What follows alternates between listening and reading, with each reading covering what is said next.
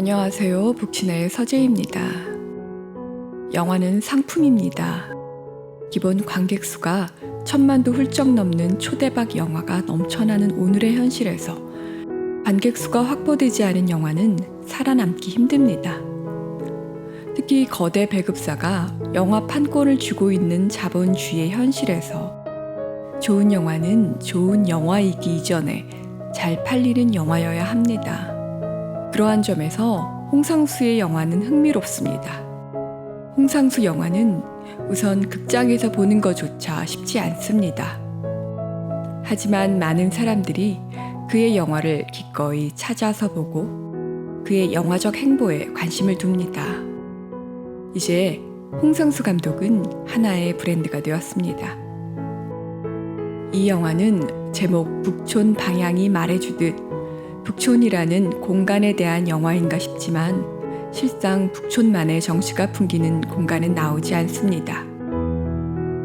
서울의 손꼽히는 관광지로서 북촌을 대표하는 한옥은 고사하고 북촌만의 후젓한 골목도 심지어 이곳을 보행하는 이들도 없습니다.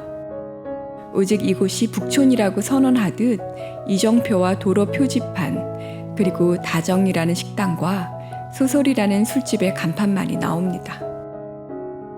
이 영화는 특별한 서사 없이 지방에서 올라온 주인공이 북촌에서 맴돌면서 지인들과 만나 술 마시고 노는 이야기가 전부입니다. 영화는 공간을 빌어 우리의 흘러가는 일상을 말하는 시간의 영화입니다. 북촌 방향은 홍상수의 12번째 영화로 2010년 12월 10일부터 27일까지 총 7차에 걸쳐 북촌 일대에서 촬영되었다고 합니다. 감독의 인터뷰를 살펴보니 어떤 남자가 어떤 장소를 3번 찾아간다라는 아이디어만으로 찍은 영화라고 합니다. 이 영화 역시 그의 전작이 그렇듯 짜여진 각본과 기획된 세트장 대신 쪽대본이 갖는 즉흥성과 촬영지의 일상적 공간성이 두드러집니다. 무엇보다 단복과 변주로 요약되는 홍상수적 특질이 이전 작품보다 짙게 드러나 있습니다. 몇 안 되는 인물들은 같은 장소를 맴돌고 비슷한 대화를 하고 심지어 옷차림새마저 그대로입니다. 갈등도 파국도 없는 술자리와 부딪힘이 전부인데 그마저도 흑백으로 촬영되어 있습니다. 홍상수 영화의 매력은 일상이 어느 한 지점을 뚝 잘라내 그 단면을 스크린에 옮긴다는 데 있습니다. 영화라는 미디어가 줄 수 있는 판타지적 시공간 대신 우리가 살고 있는 지루하고 남루한 일상을 영화적인 언어로 축조해내는 것, 그리하여 감추고 싶은 인간 내면의 비루함과 속물스러움을 의문스럽게 까발리는 것이야말로 홍상수 화법의 특징입니다. 이 작품의 줄거리는 단순합니다. 지방대 교수이자 전직 영화 감독인 성주는 얌전하고 조용하게 깨끗하게 서울을 통과해야겠다라는 나레이션으로 북촌에서의 일정을 시작합니다. 하지만 성주는 북촌을 조용히 통과하지 못하고 가깝게 지내거나 이전에 알았거나 이름만 알거나 혹은 상대는 알지만 자신은 모르는 사람들과 우연히 섞이다 끝내 북촌을 벗어나지 못하고 사진 속 인물로 영원히 그곳에 머뭅니다. 특별한 목적 없는 성준의 북촌 행에는 이정표와 같은 4명의 여자가 등장합니다. 먼저 성준은 북촌에 발을 내딛자마자 영화계 후배격인 한 여배우를 만나게 되는데 이 여자는 회전문처럼 반복적으로 등장합니다. 성준은 북촌에 올라오던 날 쉬기를 빌어 과거 여자인 경진을 찾아가 하룻밤 섹스를 나눕니다. 다음 날 선배 영호 형이 데려간 식당 다정에서 여교수 보람을 만나고 다시 영호, 보람과 함께 간 술집 소설에서 경진과 꼭 닮은 여사장 예전을 2번 만난 후 관계를 맺습니다. 그는 영화의 마지막에서 보람을 닮은 행인을 만나 그녀의 요구대로 북촌 지도와 나란히 사진 속 프레임 안으로 들어갑니다. 즉 여배우는 중심축이며 양극단에는 경진과 예전 두 여인이 있고 그 사이 밥집, 다정과 술집 소설에 영호와 보람이 끼어있는 형국입니다. 게다가 경진과 예전은 1인 2역의 설정인데다 영화 속에서 두 여자는 한 여자로 겹칩니다. 홍상수 영화 속 사랑은 운명 또는 불멸의 사랑과 같은 낭만의 키워드를 찾기 어렵습니다. 즉 연애는 있어도 사랑은 없는 것처럼 보입니다. 어쩌면 욕망과 연애, 사랑은 구별되기 어려운 것인지 모르지만 중요한 것은 누군가에 의한 기억과 새로운 사람에 대한 기대 속에서 같은 자리를 맴돌면서 조금씩 앞으로 나아가는 것이 인생인지 모릅니다.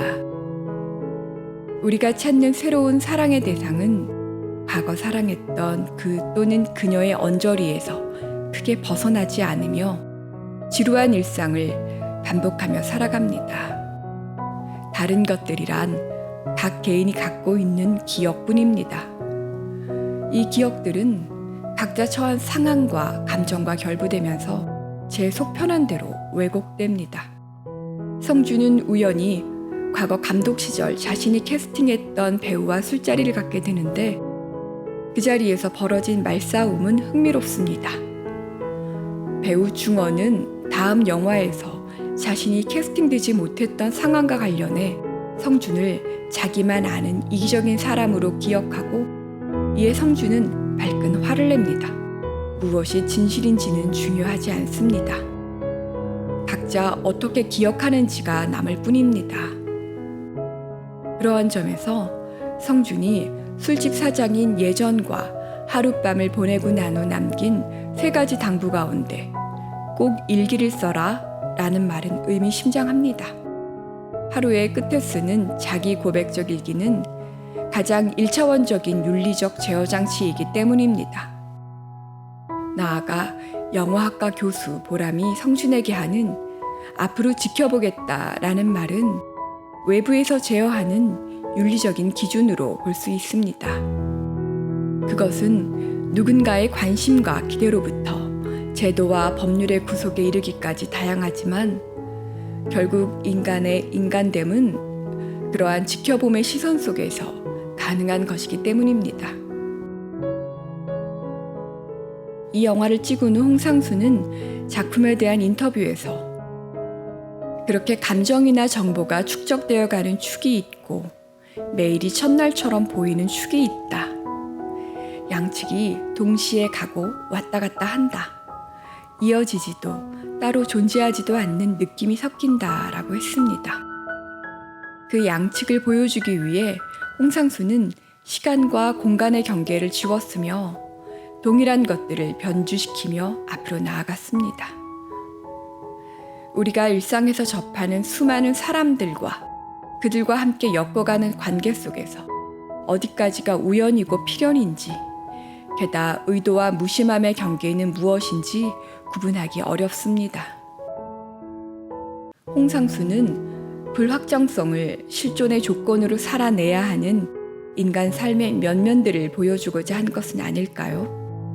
하지만 성준이 북촌에 들어서자마자 만난 여배우에게 던진 서두르면 아무것도 안 보인다 라는 대사는 영화의 말미에서 제작자의 입을 통해 그에게로 되돌아옵니다. 이것은 성준이 탁자 위에서 떨어져 깨진 유리컵의 비유를 통해서 말하고자 하는 우연과 필연 사이의 모호함과 결부지어 볼 수 있습니다. 필연에 끊임없이 우연이 개입한다면 필연이라는 것은 우연의 연속에 대한 인간의 자의적 해석에 불과합니다. 우리의 삶은 어디로 어떻게 갈지 모르는 불확정성을 그 본질로 합니다. 그 속에서 인간이 아무리 서둘러봤자 달라질 것은 없습니다. 오히려 서두르면 보이지 않습니다. 자신이 어디에 서 있는지 이정표를 확인하고 내가 가고자 하는 곳의 지도를 바르게 읽는 것만이 유일한 방법이지 않을까요? 영화에서 유독 강조된 이정표와 도로 표지판 그리고 화면 전체를 차지하는 간판은 우리가 살피고 가야 할 최후의 보루는 아닌가 생각하게 합니다. 서울의 아름다운 마을인 북촌의 풍경을 애써 지워낸 영화 북촌 방향은 북촌 방향이 아닌 북촌 방향으로 다시 읽어야 합니다.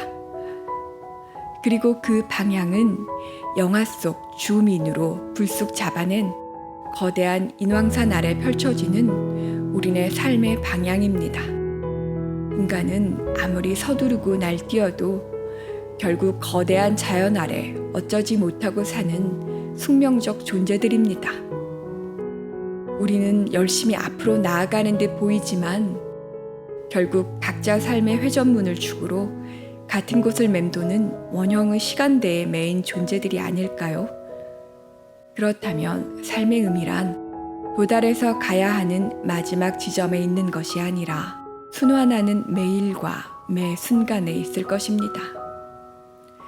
하루를 마감하는 일기로 삶을 돌아보고 또 다른 날들을 반복해 가는 것이 인간 삶의 운명이라면 이쯤에서 나쁜 남자 성준을 쿨하게 보아줄 아량마저 생깁니다. 우연처럼 만나 운명처럼 겪는 사람과 삶에 집착하지 않아야 또 다른 날들을 가뿐하게 시작할 수 있을 테니 말입니다. 감사합니다.